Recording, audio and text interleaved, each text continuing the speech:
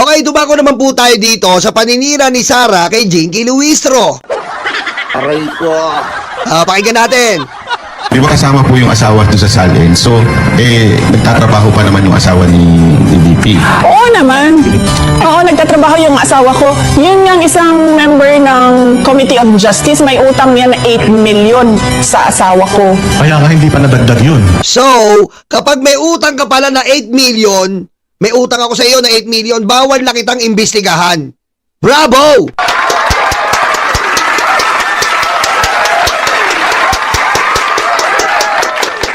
Ganun po pala dapat.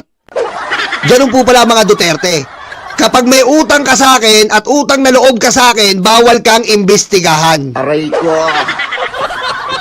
Ayan po ang sinasabi ni Sarah.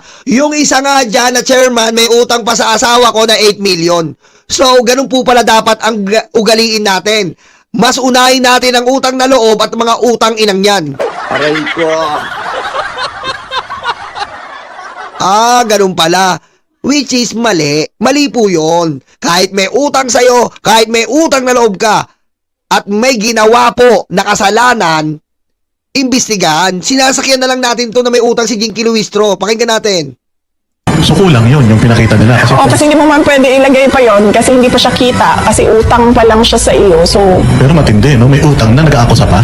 Ang bobo mo, Boss Dodo. Kahit may utang sa akin si Sarah, aakusahan ko yan. Mali yung ginawa niya eh. Ang bobo-bobo mo. May utang daw, nag-aakusa pa. Ano ko na etik? Pag may utang, bawal na mag-akusa. Kailangan tikom na bibig mo. Nakapiring na kamay mo. Aray ko. Ang bobo-bobo mo. Ang mga barataing to, wala talaga laman utak eh. Aray ko. Yung mga barataing, wala talaga laman utak. Tapos, garbol pa yung salita. Marshmallow. Marshmallow. Iniimit nyo yung Rente, marshmallow lang. Aray ko. diba? Kapal na mukha, diba? Kaya nga kami mag-asawa eh, tinitingnan namin siya dyan, mga ano niya. Hindi ba kapal yung mukha nun? Kung may utang man sa'yo si Jinky Luistro, ha? Kung may utang man sa'yo si Jinky Luistro, ibang usapan yun. Idemanda mo. Oh. Idemanda mo kung may utang si Jinky Luistro. Pero yung sabihan mo makapal ang mukha, dahil kinasuhan ka, proud ako kay Jinky Luistro. Bakit? Nakaka-proud po yung ganon. Na mas pinapanigan niya yung katotohanan kaysa sa utang na loob. Oh. Mga interview niya, sinasabi ko talaga sa asawa ko. Sabi ko, ito ang kapal na mukha, oh, may utang na 8 million, may gana pang bumanat. Ang Council of Record po ng aking asawa sa mga fabricated cases of rape na kanyang pinagkaanan ay si Attorney Nilo Divina ng Divina Law Office and my two good friends, Attorney Johnny Magboo and Attorney Bong Panganiban. Pangatlo, kung ako man po'y may pagkakautang, ako po'y nakikisuyo. Sana po ako'y mapadalhan ng pleading. Magpadala ka, hindi yung ngalngal ka ng ngalngal. Puro fake news na lang sa bunganga mo, Sarah. Aray ko. Or entry of appearance. O kahit na po anong papel. Yes. Upang akin pong maunawaan ang naging partisipasyon ng inyong law office. Yes. Sa fabricated cases of rape na naging kaso ng aking asawa. Tama. Pasensya na po, pero hindi ko po ito maunawaan. Pero sabi ni Berta, tarantado ka nyolo, napalike tuloy ako. Sarap ng manood mag-like kayo! Aray ko. Putik. Lagi na lang tayo ganito. Aray ko. rest assured po na kung may makikita akong papel na nagpapatotoo na naging bahagi po ang inyong law firm or law office sa mga kasong nabanggit, pagsisikapan ko po na bayaran ang sinasabi niyong utang. Kita mo? Wala namang konkretong ebidensya, makapag-fake news lang, masiraan lang si Jinky Luistro. Hindi ko lang po maintindihan. Siyam na milyon daw po yun. Ma'am Jinky, ano ba kayo? Si Charo Santos? Napakahinaon eh. Hindi ko pa maintindihan, Charo. 8 milyon daw po yun, Charo, na tumulong sa aming mag-asawa. Aray ko. Alam mo, Charo, ang buhay natin ay hindi natin hawak. At ang ginagawa po ni Sara Duterte ay talagang nakakaalarma, Charo.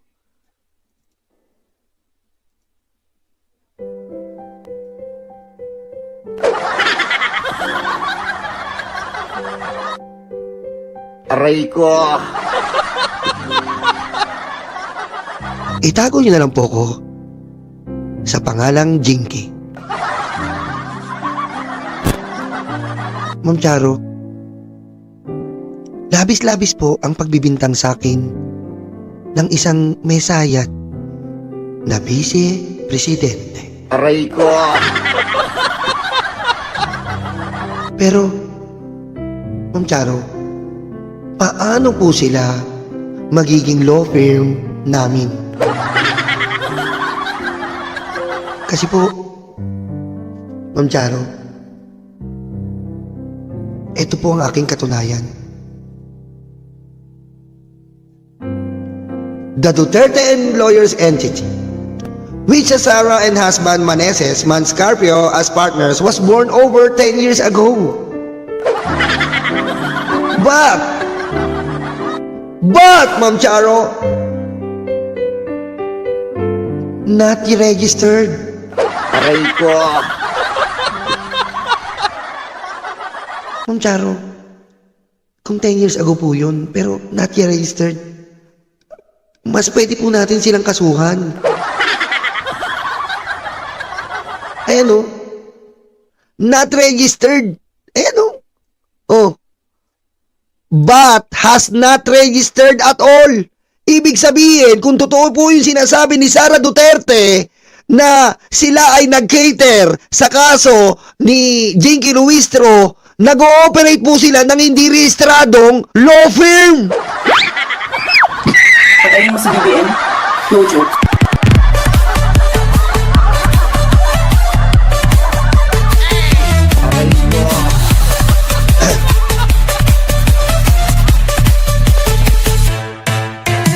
Ayan po ang katunayan. Ayan po oh. Ayan po ang katunayan na hindi po registered si Sara mula sa PCIJ. Oh. 10 years ago, but has not registered at all with the SEC as of this posting. The Supreme Court and the Local Government Code prohibit mayors and governors from practicing their profession, but Sara has not formally, publicly declared her leave of absence from the firm since 2016. However, Manases has appeared as legal counsel to big companies with big cases. Before government regulatory agencies last month, the firm opened a branch office in Cebu, its second after that in Davao City. Hindi po rehistrado. Sabihin na po natin na si Sara Duterte po ay, at ang asawa niya ay nag-cater kay Jinky Luistro, kolorum!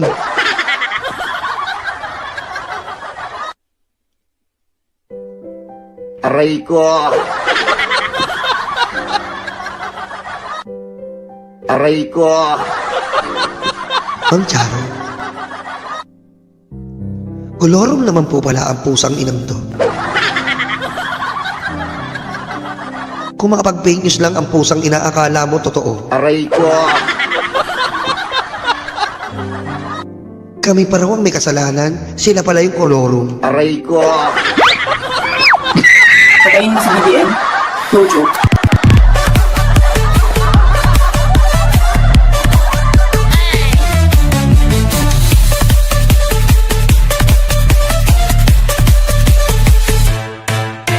You respect that man. Congresswoman, you have 60 days upon referral, right, to act on this and to see the entire process. What if in the process the Vice President resigns? What happens then?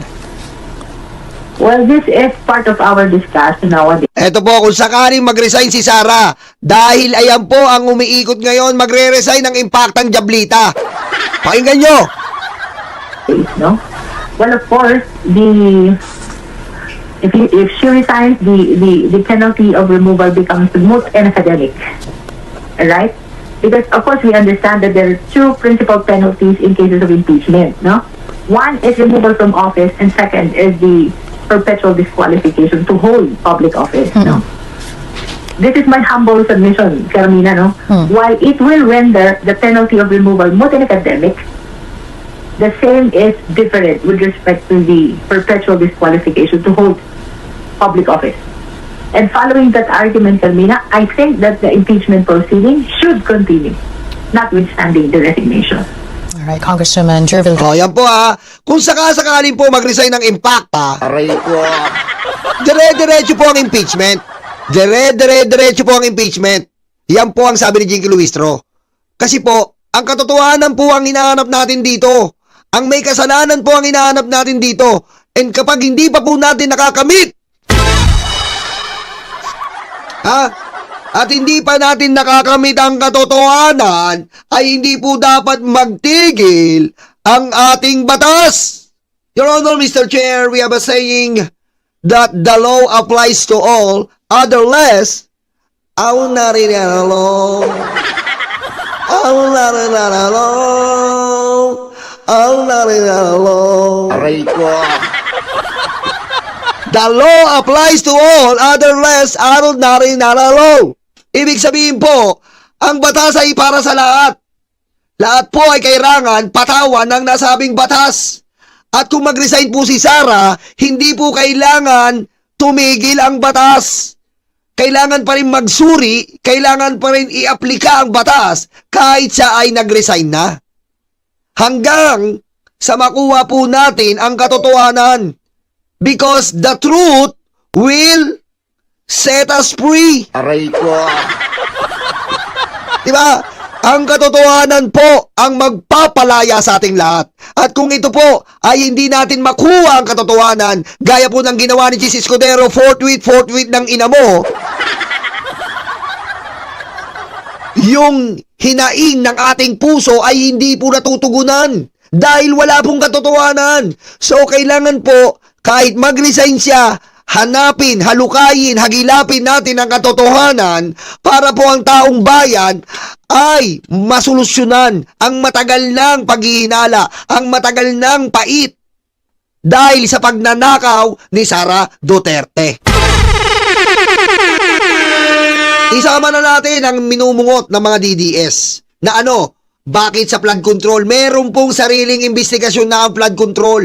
Binigyan na ng gobyerno ng mga investigasyon at mga resulta ang flood control. Maaari pong hindi pa lubos, hindi pa ganap na natatapos, pero hindi po kailangan uminto tayo sa pamamagitan lang po na puro flood control.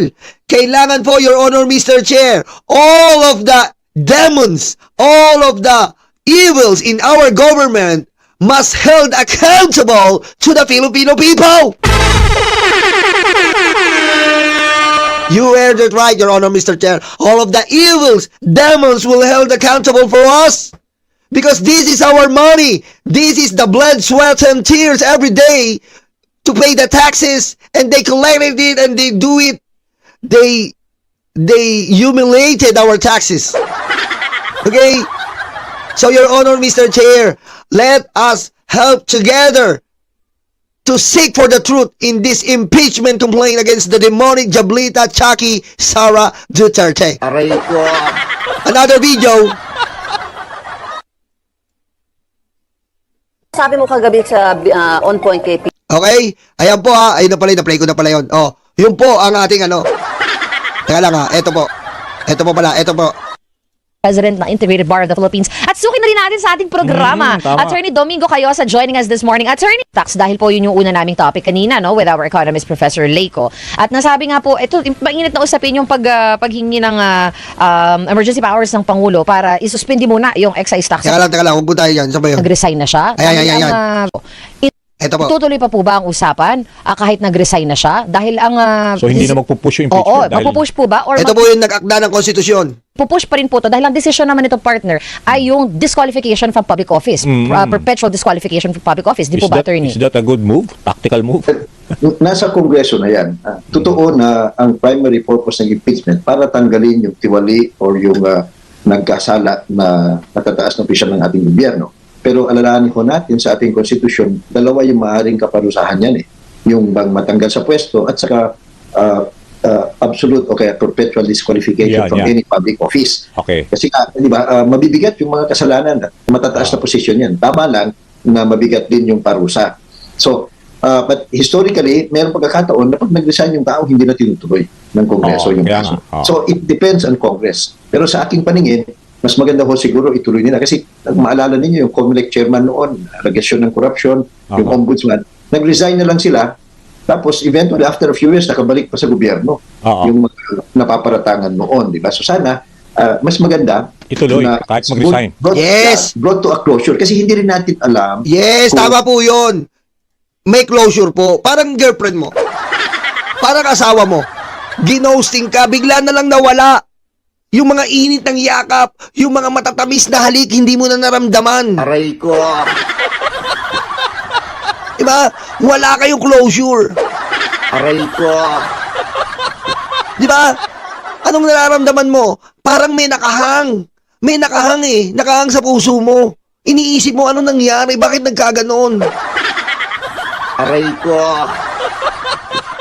Diba? Yun yung nararamdaman mo pag iniwan ka ng boyfriend, girlfriend, asawa mo. Diba? Ginosting ka, hindi ka na inuwian. Wala na yung mga yakap na maiinit sa gabi. Aray ko. Wala na yung matatamis niyang mga labi. Aray ko. Diba? Oh, parang ganun din sa impeachment. Hindi natin pwedeng, wala na, nag-resign na, tapos na to. Hindi. Hindi po. I-closure natin. Pausapin mo yung asawa, boyfriend, girlfriend mo. Ano ba talaga? Mahal mo ba ako kasi mahal mo ako? Nasaan na yung mga chupa-chuchu?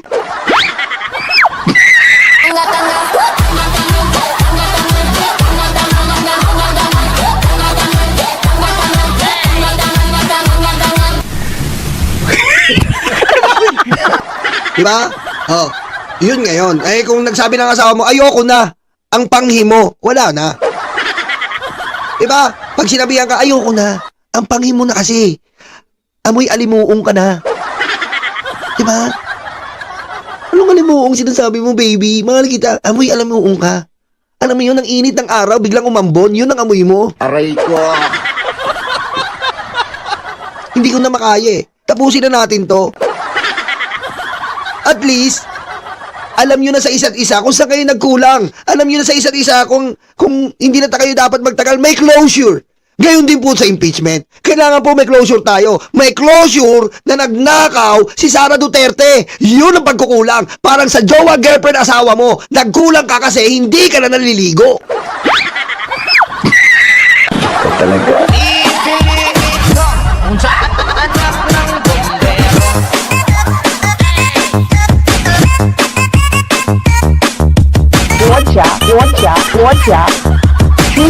Xi Jinping.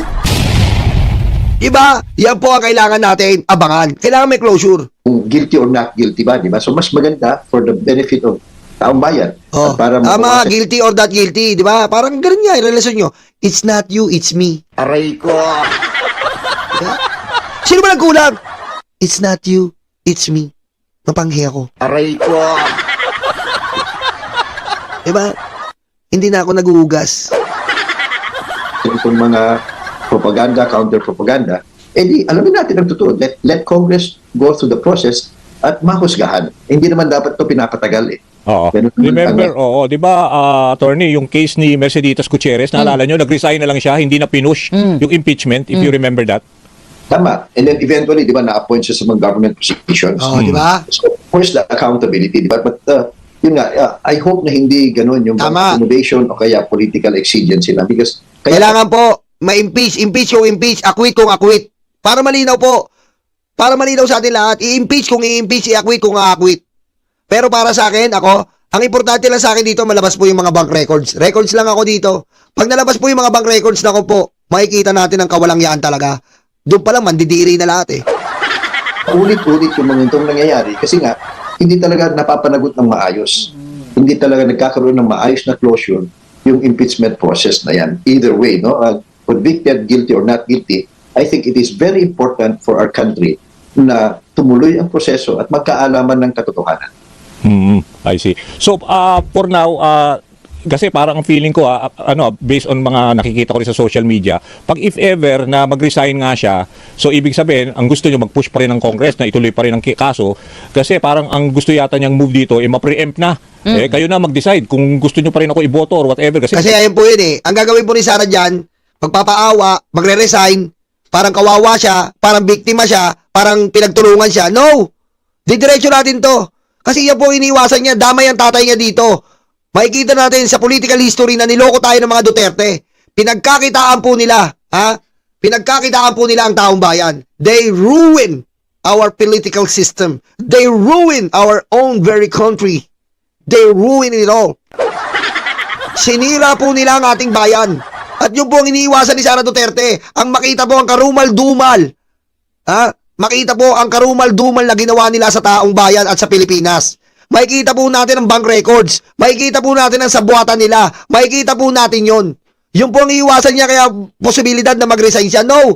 Huwag tayong tumigil. Idiretso natin to para makita natin ang dapat natin makita. Na ang mga Duterte ang ginago lang po ang bawat Pilipino. Aray ko.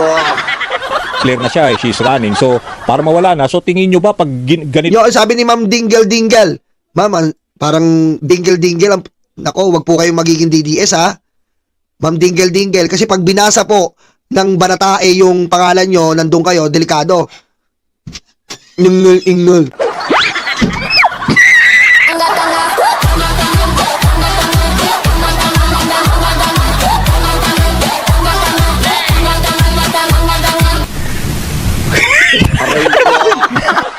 Kaya, ma'am, iwas po kayo sa mga Banatae, huwag po pupunta kayo na livestream doon kasi pag binanggit kayo ni Marshmallow, abay, iba po ang word. Magiging mapanghi po kayo. Aray ko. Ha? Iwas-iwas po tayo ha, baka Itong mga deklarasyon, kung hindi dumaan sa, let's say, proper na impeachment proceeding, it could ruin her chances in 2028 kasi syempre may expose, bakit ayaw niya dumaan sa proseso? Yes! Kasi ganun di ba? Yung mga political analyst ng mga sinasabi nila, di ba? Well, of course, he can avoid accountability kung mag-resign siya at hindi na itutuloy. But that's not their fault. Pwede siya mag-resign. Kahit nag-resign na siya, pwede pa rin ituloy. Kaso ito impeachment case to. Secondly, alam mo, isang practical dyan, maraming lalabas dyan sa impeachment proceedings dahil nga public Parang investigasyon din yan ng Blue Ribbon Committee ng Senado na maaaring gamitin ng Ombudsman o ng DOJ para magsampa ng appropriate criminal charges.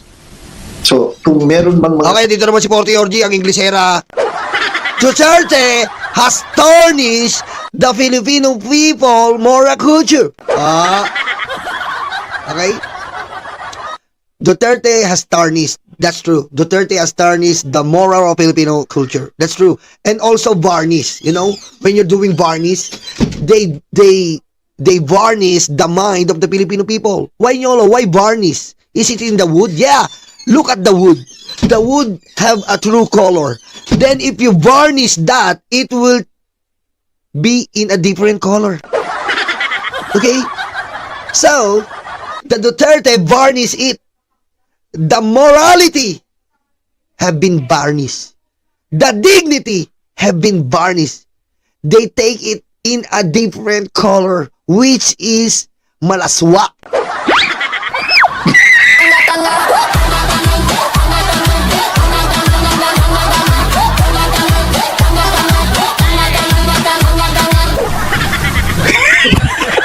Okay? Kala ni Porty OG, siya lang marunong mag-English, ha? Ito si Mark Jan, nakikiusap, pagbigyan natin. Pa-shoutout kay Silea Rubawa. Sana mapansin. Papansin. Uy, papansin. Mark Jan, papansin. Kay Silea Rubawa, papansin. Aray ko. Dapat ebidensya. Lalo ngayon, may mga bagong mga aspeto yung mga impeachment na analyze at assess na ng Kongreso. Lalabas yung mga testimonya at mga ebidensya dyan. Yun, maaaring pick upin ng Ombudsman o ng DOJ at merong pwedeng next dyan, expectations. They will file the necessary criminal cases if the evidence points to that direction, diba, of it is warranted. Isa yan na practical na kinakailangan na maaaring maging resulta ng full-blown impeachment process. Separate kasi yung criminal case dun sa impeachment. At tama! separate ang criminal case sa impeachment. So, harap si Sara sa criminal case, dyan po sa ombudsman pag nag-resign siya. Pero, dire-diretso po ang impeachment. Bali, dalawa po to, dalawang palo to. Isa po sa ombudsman, pag nag-resign siya, haharapin niya yon kahit resign na siya. Then, dire-diretso po tayo sa impeachment, which is dire-diretso. Ibang proseso po itong impeachment. Separate from criminal to smooth criminal. Ow! Sara, are you okay? Are you okay? Are you okay, Sara? Sara, are you okay? Are you okay? Are you okay, Sara? Aray ko. Sa atin na lang. Kasi otherwise, edi lahat ng mga accountability dadaanan na lang ng social media, kanya-kanyang propaganda, o kaya politikahan na lang. Yes. Parang election na lang, botohan na lang. Pag nanalo ka, hindi ka guilty. Okay, maraming salamat, baby Leonard Acuestua. Ayan, salamat po. Alam naman natin, very imperfect ang ating political election process at money talks during election. Isa na lang, attorney, before we let you go. This will be the first, if ever matuloy itong impeachment complaint na ito into Senate po, no? This will be the first impeachment case ng mataas na opisyal na mangyayari in history. And what are you expecting po na dapat nating makuhang outcome out of this? Well, let me just be accurate about the premise. Meron na hong mas mataas na official na na-impeach eh. Pero umabot po, hindi yun umabot sa ano eh, di ba? Umabot ba yun sa Senate trial? Di po ba nag-walk out? Nag-walk out. Hindi, yung sa Supreme Court, hindi, may desisyon na ang Senado. Oho. Noong panahon ni President Estrada, na-impeach din siya. Umabot hanggang Senado. Nag-walk out na lang sila kasi nga Ayaw buksan yung envelope, opo. Di ba? O yung kay dating COMELEC Chairman Bautista, dating Ombudsman Gutierrez. Na ano yan? Pero, kaya nga po, dapat iwasan na po natin ang pag na hindi natuloy, ay hindi rin po ituloy ang impeachment. Dapat po ituloy yan so that the truth will set us free. Because if we are not free, we are not truth. Aray ko. Okay? Kaya, ayan po ang ating abangan sa darating po na mga araw, lalo na po ngayong March, dahil nagpadala na po ang kampo ng Commission on Justice. They submitted already to the Office of the Vice President the letter to answer back to the impeachment proceedings. Thank you, Ma'am Tess Aguilos. Natawa ako sa smooth criminal. Ow! Okay, maraming salamat po. Huwag niyo natin kalimutan mag-like. Ang hindi mag-like, mapanghe. Mag-like po tayo ha. Maraming salamat po.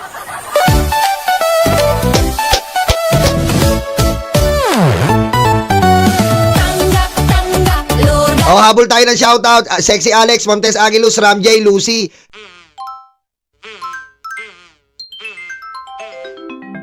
Kukulango.